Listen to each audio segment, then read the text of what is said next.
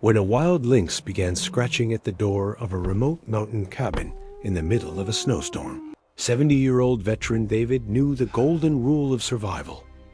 Never, under any circumstances, let a predator inside. But this cat was not alone. Behind her, in the white mist, stood a wolf pack that had already surrounded the house. David faced a choice. Let nature carry out its cruel execution right on his porch, or break the law, risk his own safety, and open the door. He could not stand in the warmth and watch this proud animal be killed on his doorstep in broad daylight. He chose the second. Easy now, we'll get this cleaned up for you. He thought he was saving her, but he didn't even guess that this act of mercy would save his own life 3 days later. Before we start, don't forget to subscribe and write in the comments where are you watching from and what weather is now. David moved to the mountains 10 years ago. After his service and the loss of his wife, he sought a place free of people and the noise of civilization. War had taught him how to survive, but it also left him with a need for control and security. His cabin was more like a fortified outpost. Massive spruce logs could withstand an avalanche. Inside, everything was organized with military precision. Food stocks for 6 months, a radio station, and medical kits. He was a prepper, a person preparing for the worst. He knew that the mountains were not a resort, but a combat zone between the elements. The winter of that year reminded him of the coldest days on the front. Snow fell early, forming concrete-like drifts. This blocked migration routes for game. Hunger drove predators from the deep forests, disturbing the fragile peace. That day, around 2 o'clock, the sun flooded the valley with merciless light. David was cleaning his gear, enjoying the silence and peace. But the sound that reached him now had nothing to do with peace. It was not the howling of the wind, nor the cracking of trees in the frost. It was a wet, low sound of despair and aggression coming directly from his porch. First, it was a dull thud, as if someone had thrown a sandbag onto the porch decking. It was followed by growling and the clicking of teeth. David, whose hearing was trained by years of work, immediately understood this was not a game. This was a fight to the death. When he saw the lynx in the window, time seemed to stop. It was a large animal with characteristic black tufts on its ears and a short tail. She was cornered. The wolves, gray and gaunt from hunger, worked in coordination. The pack leader was already preparing to pounce, his yellow eyes burning with the thrill of the hunt. The lynx's gaze pierced David through. He had seen this look in young men before a battle. Fear mixed with a determination to die standing. David had a weapon, an old carbine in the safe. But he had promised himself never to shoot living creatures again unless it was a matter of his own life. He chose another way. He grabbed an industrial air horn from the table, which he used for signals in the fog. He threw the door open abruptly. Sunlight hit his eyes. The wolves froze. To them, this human was a dangerous, unknown variable. David did not hesitate. He raised his hand and pressed the button. Only the lynx remained on the porch. She was breathing heavily, her sides heaving. She tried to take a step toward the open door, but her injured leg gave way, and she fell onto the sun-drenched deck. David stood in the doorway, realizing he had just crossed a line of no return. He stepped aside, inviting her in. The lynx gathered her last strength and, dragging her hind leg, crawled over the threshold. As soon as she was in the warmth of the cabin, the adrenaline left her, and she lost consciousness right on the rug by the entrance. David closed the door. The room was bright from the large windows. He could examine her in detail. She was a powerful, muscular animal, weighing about 25 kilograms. Her fur was thick, silvery gray, with characteristic spots. He carefully, like a child, dragged her closer to the fireplace, where the sunbeams fell on the floor. He heated water, took out a medical kit, and began to treat the wound on her thigh. These were deep cuts from wolf fangs. When the alcohol touched the wound, the lynx came to. She jerked sharply, hissed, baring deadly fangs, but did not attack. She looked at David's hands with her amber eyes, and in that gaze, fear and understanding were in conflict. She allowed him to finish the dressing.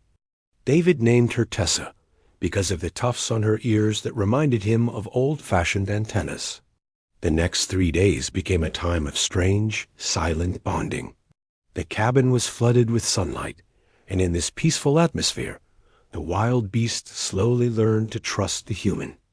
On the first day, Tessa barely moved. She lay in a patch of sunlight by the fireplace, watching David's every move. When he walked past, she tensed, ready to defend herself. He fed her sliced raw venison, which he left in a bowl at a safe distance. On the second day, she began to limp after him around the house. On the third day, something happened that melted the ice in the veteran's heart.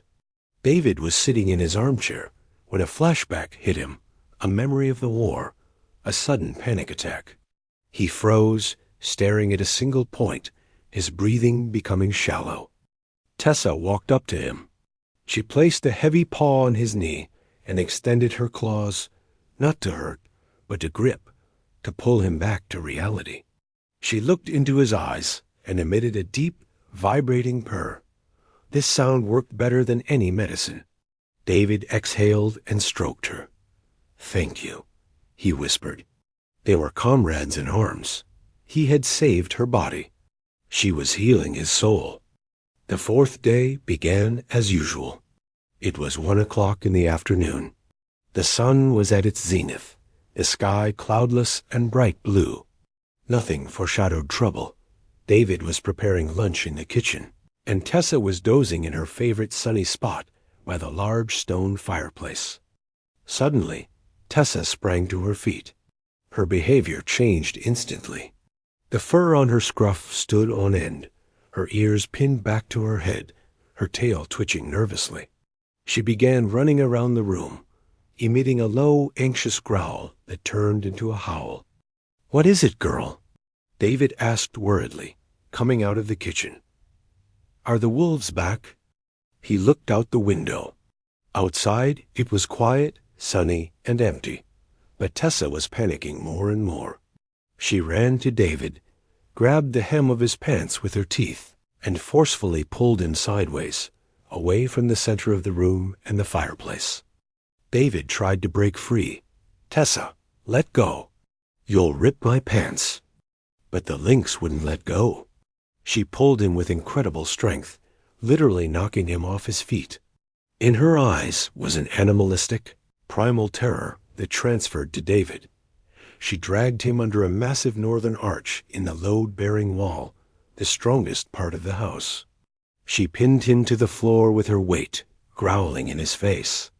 And in that second, in the middle of a clear sunny day, the world shuddered. First came the sound, a low, infrasonic hum that David felt in his diaphragm before he heard it with his ears. It was the sound of the earth cracking. And then a magnitude 7.2 earthquake struck. The shock was vertical. The cabin was thrown upward. David saw the massive stone chimney, where Tessa had been dozing a minute ago, crack apart. Giant stones, weighing hundreds of kilograms, began to tumble out of the masonry, crashing down exactly where David would have been standing if not for the lynx. The ceiling creaked, beams snapped with a deafening crack. Part of the roof collapsed, letting in blinding sunlight along with clouds of snow and dust. David lay on the floor, covering his head with his hands. Tessa pressed her whole body against him. He could feel her hot body trembling violently, but she didn't leave. The world was falling around them. The roar was so loud it popped his ears. David understood everything in that instant. Tessa had felt the P waves, the primary vibrations of an earthquake that travel faster than the destructive S waves. Her ultra-sensitive paws and sixth sense had picked up the danger dozens of seconds before it became obvious to a human. She knew the fireplace was the weakest spot, and she had saved him. The tremors lasted about a minute but felt like an eternity. When everything went quiet, silence stood in the room, broken only by the sound of settling dust. Bright sunbeams pierced through the ruined roof, illuminating the chaos.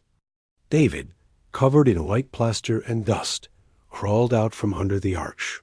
He was alive. He looked around. Half of his living room was buried under the stones of the chimney. His favorite armchair was smashed to pieces. Tessa sat atop a pile of rubble. She shook the dust off herself, her amber eyes shining in the sunlight. She was unharmed. She gave David a long, deep look. There was no fear in that look, only calm understanding. The debt was paid. He had saved her from the wolves. She had saved him from the earthquake. Tessa softly jumped down from the pile of stones, walked to the ruined door, and slipped outside into the bright sun. David followed her onto the porch. He watched her graceful silhouette moving away through the snow toward the forest. She never looked back once. She was returning home. It took David 6 months to rebuild the cabin. He made it even stronger, but he never locked the door with all the locks again. One summer day, when the sun was shining just as brightly over the valley, David was sitting on the new porch with a cup of coffee. He noticed movement at the edge of the forest. His heart skipped a beat with joy. It was Tessa. Her fur glistened in the sun. She looked strong and healthy. And beside her, hopping clumsily in the tall grass, played 2 small lynx cubs. She had brought them to show him. She didn't come close, keeping a respectful distance. She just sat for a few minutes, looking at him, letting him see that life goes on. David smiled and slowly raised his hand in greeting.